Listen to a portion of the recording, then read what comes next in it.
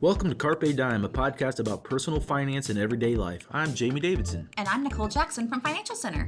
Thanks for spending your time listening to us talk about how life and family affect us achieving our financial goals. Jamie, have you thought about how much college students have to consider? They worry about everything from their tuition to their homework. My kids are already starting to worry about college. The one thing that they don't talk a lot about, but fortunately we go in to talk about, is having good credit score or beginning credit, so you do have a good credit score eventually. Right. By the time you graduate, you want to have a solid feeling of how that works, and that's what we're just going to talk about today, right? Yes. So, Fact Queen, you found some facts for us. Always. The first one I thought we should talk about is that Sallie Mae reports 57% of college students have and regularly use a credit card for expenses. So they're getting the credit cards when they get to college. All right. We're going to talk a little bit more about that as we go through this today. What else you find out? There is a report from the U.S. News about undergraduate students, and it states that 19% have access to a credit card as an authorized user. Authorized user. We're going to talk a little bit more detail on that one a little later on. Something. And there aren't very many of them. That doesn't seem like it. Go ahead. Number 3. Next one is 1 in 4 students say that they have credit card debt. Oh, so 25% are already walking around with credit card debt. Not just education debt, but we're already putting credit in their pocket that they're using and they can't get out of debt. So that shows us things to possibly come after this, right? Right. And the last one we have is, according to EverFi, 34% of college students have a credit card their first year in college. Get this, 65%, so an additional 30%, have a credit card by the end of their senior year. I think what's really important is, as we're seeing here, the students are getting credit cards, and this has been going on even when I was a student in college. The key is the education piece. I mean, credit's not a bad thing. It's just having that education piece. And that's today what we're going to talk about, right? Right. Going to talk about 7 tips on how to build credit when you're in college or just coming out of high school and what that looks like. Number 1, the most important thing here, we always talk about all the time when it comes to finances, is education. Breakfast. Oh, breakfast, yeah. Breakfast is your jam? Yes. Yeah, you put that on there with your avocado toast, right? It's really about education and understanding the basics of credit. You're going to get this thing called a credit card. How do you use this? That's sort of like the very smallest piece of the puzzle, the credit card. There's so many other pieces, and it's really about learning what that is. Experian, Equifax, and TransUnion, reporting agency. What is that? What does that mean? What is a credit score? Do you know what a credit score is, Nicole? It's basically, it's a rating that they give you, right? They watch all your motions and movements and financial spending patterns from the time you open the door to them and let them know that you exist. That's the thing. As soon as you open your first credit card, they're following you forever. You can't get away from it. Do you look at your credit score? Oh, all the time. All right. I bet you didn't when you were 19 or 20, or maybe you were one of the ones that did. Most 18, 19, 20-year-olds don't think about it that much, right? Mm-hmm. You use it, and then finally you get out of school and you go, ooh, what have I done? I might need to do something about this. Or what did I do? Yeah. And when it comes to this education piece, one of the most important things is we're talking about the score. It's called the FICO score. What's really important is knowing what makes up that score, because you know you get a credit score, but how does that happen, right? Right. So number 1 on that affects your score is your payment history. As a young person, you go to college, you get this credit card, you use it, and you have a bill to pay. Nah. Now, right? What's this, a bill? A bill? They gotta find you first. Pardon? Yeah, they have to find you first, right? Whose dorm are you living in this week, right? Couch surfing. And if they can't find you, it doesn't count, correct? No. Unfortunately not, yeah. Payment history is the number 1 thing. You don't want to be late. Have you ever been late on a credit card? Unfortunately, yeah. Okay, so what happened? Well, they were gonna charge me a fee, but I had learned from my parents that I needed to call and plead my case and let them know that I was not going to do it again. And that's the key right there. You called and spoke with them, right? Yes. How late were you on that payment? I was only like a few days. Okay, so here's the good news. That didn't affect your score, but if you'd gone 30 days out or 60 days out or 90 days out, it would have really affected your score and have a negative impact. It's a good thing you figured it out before and paid it, and then hopefully that didn't happen again. It sounds like you didn't. So good job being your own advocate there. What's the number 2 thing that makes up that FICO score? How much of your credit that you use. So credit utilization. Credit utilization. I remember my first credit card was $500. I could charge up to $500. I didn't have enough money to pay it back, but I could charge it, right?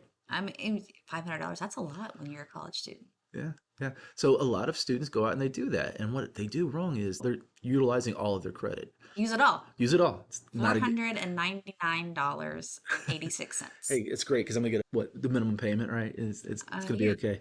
But as soon as we pay, we max out that card, our credit score is gonna come down. You really want to try to keep your utilization score percent to what? Do you know? Isn't it like 40%? 40%. Yeah, try to keep it below 40%. So with my $500 credit card, I didn't want to charge over $200. I had some friends that went out and got 3 or 4 cards and maxed them all out. I can tell you their financial lives didn't start out quite the way that they wanted them to, probably. They probably could have used this class.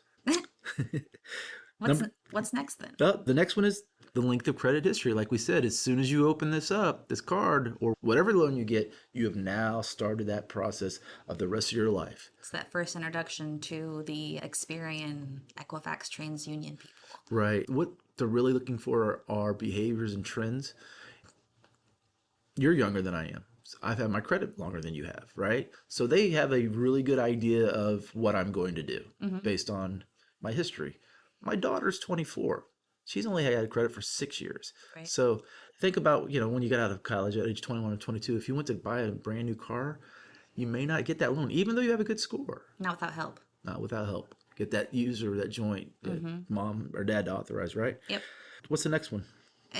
The amount of new credit that you are applying for. What does that mean? Well, it's say, do you walk into every store you're in and look and get that new store credit card? Or because Kohl's will give you an extra 5%, or Meyer will give you so much off gas. And then you walk into the other store and they want to give you one too, because everybody wants you to have their card in their wallet. Yes, they do. They want you using that, right? And every time you apply for one of those cards, that's new credit, and that can impact your score in a negative manner. So, students, when you're out there in college, get your one card. Don't max it out. Pay it on time. Don't get a second card. You don't need that other card. They're probably not going to Kohl's. They're probably going to someplace cooler than Kohl's. Ouch. Sephora. Oh, Sephora. There you go. There we go. Makeup. Yeah. Number 5. Types of credit also impacts this score. Types of credit are... What's that? Well, there's 2 types of credit. Credit card is a revolving line of credit. I can use it, pay it off, use it again, and keep using it back and forth, right? As long as you pay. As long as I pay, right? Yeah. The other one is a term loan. A term loan is like an auto loan. It has a term, 3 years, 4 years, 5 years. Once you pay your auto loan off, you can't retake the loan out. Gotcha. So you want to have a little bit of both. You don't want to walk around with 20 credit cards and no term, because it's going to affect your score in a negative way. Are there any credit cards that have terms on them? Is that like a thing?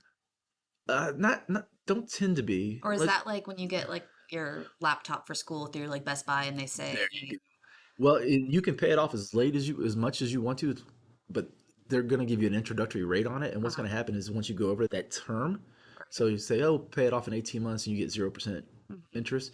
Once you get to 19 months, you're paying interest on it if you haven't paid it off. That interest is accrued over that whole 18 months. So be very careful of that. Yeah. Buy here, pay here, and just pay it off in 12 months and nothing will happen. But if you don't pay it off, that's an issue there. Okay. But you would be able to use the card again. It's just a special on that card. Okay, gotcha. Very good. What we're getting ready to get into can be considered a term. It's considered revolving, but you're eventually going to close it down. So what's number 2? A secured or a student credit card? Yeah, a secured card or a student credit card. Usually the student credit card, it's usually at a university, bank or credit union, and they've created a special card for their students with special parameters. And then the other one is the secured credit card. What's that mean? Secured credit card is where you actually have to put the money into an account and you borrow from that line of credit and pay it back. You have to have the $500 already that you want to use. So it's like you're borrowing from yourself? Is that Right. Yeah. What you're doing is you're securing the loan with your own money.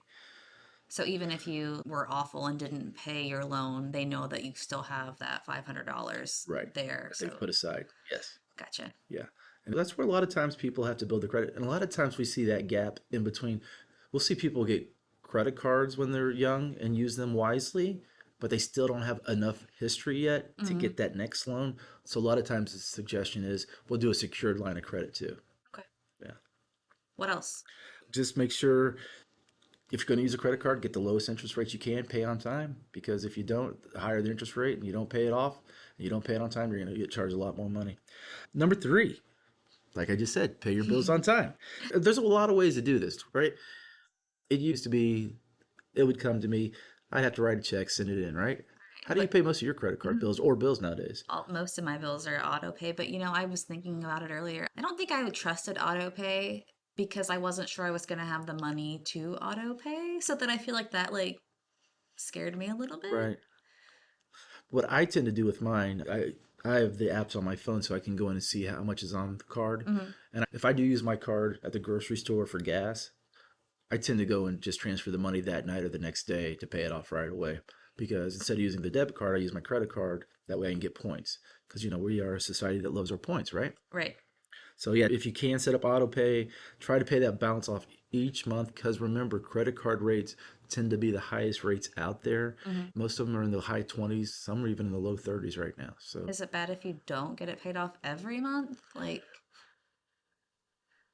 I just don't want to see young people buy something for $500 and pay on it for the next 4 years because they're going to pay for whatever that was multiple times. And Right. that's what it Okay, is. that makes sense. A lot of times when you use a credit card, you want to use it when you basically know you're going to have the money to pay it off. And I guess technically, if you're still keeping it underneath that 40% threshold, then you're not really burying yourself that you wouldn't be able to afford to pay that off. Yes, hopefully. Hopefully. Hopefully. Right. Yeah, hopefully. What's number 4? You could become an authorized user. What does that mean? Like with me, when I got out of high school, my parents put me as a joint user on their credit card. So, They did? well, I mean, I was a really Oh my responsible goodness. youth. If I knew I was going somewhere and needed that safety net, they would have me take it. I didn't use it without permission. Oh, okay. Yeah. Yes. And really what this is that agreement between the parent and the student and the education going on, right? Hmm. Obviously, you said you did the right things. You didn't go out and go crazy, yes, Right? as opposed to some students that may. But as a student, where this really can help you is because you're an authorized user, parents are responsible for the bill. So Mhm. make sure you are using it in the proper way. And this is a great way to grow your credit without you actually spending the money. Just be aware and, be respectful. At the same time, though, you want to make sure that you are entering that relationship with someone that you trust to have those good And habits. students, I wouldn't recommend you open a credit card and put your boyfriend or your girlfriend on there as an No. authorized user. I know you love them and they love you, but just don't do it. Don't put your best friend on there because once you mess up on your credit, it's hard to rebuild it. That's why this education is so important. But it does reduce your risk, like your personal risk. It Oh reduces yeah. when it's with your parents Hmm. or a Yep. trusted adult type person. Like Exactly. it reduces the risk that you're entering yourself into on your Right. own. Right. Yes. If you're authorizing somebody else, you're the one that's going to take the risk. So be aware. Number 5, check your credit report often. Do you ever do that, Nicole? I check it every time it tells me that it wants to tell me I have a new A number. new number, a new Yeah, credit score? I do. Yeah, so you check your credit for a few things. Number one, you want to see your score, if it's going up or down, right? If it went down, why did it go down? Something had to happen on there, right? So if it went down, check it and see what happened. Make sure there's no fraud on there. Right. Make sure somebody hasn't used your card and maxed it out without you knowing about it. So you're really checking for those things. Make sure there aren't any unusual new cards that show up. Right, yes. Yes. Yeah, absolutely. If you don't own an American Express card, but it says you do, there might be a problem If there. you've never been to Texas and you have a loan at a Texas credit union that you've never been to in your life or even heard of, that's probably a red flag. Yeah, so make sure you're checking for those inaccuracies and for fraud. You're doing the right thing.